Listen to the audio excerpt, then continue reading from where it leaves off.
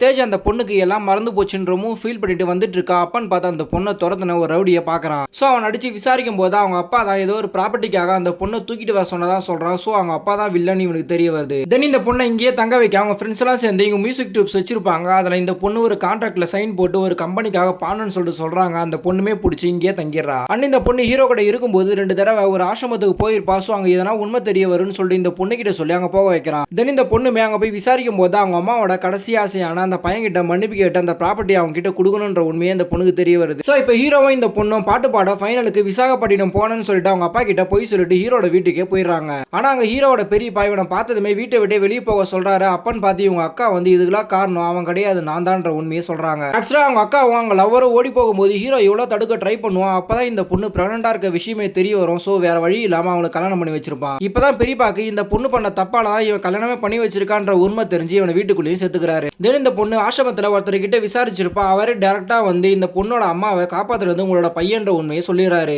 இப்போ இவங்களோட ஃபேமிலி இந்த பொண்ணு கிட்ட உங்க அம்மாவை காப்பாத்துனது இவனோட பையன்தான்ற உண்மையை சொல்றாங்க. ஸோ அதுல இருந்து இந்த பொண்ணுக்கு இவனை ரொம்பவும் பிடிச்சி லவ் பண்ணவும் ஆரம்பிச்சிடறா. இதோட ஃபுல் வீடியோ லிங்க் கீழே கொடுத்துருக்கேன், மறக்காம கிளிக் பண்ணி பாருங்க.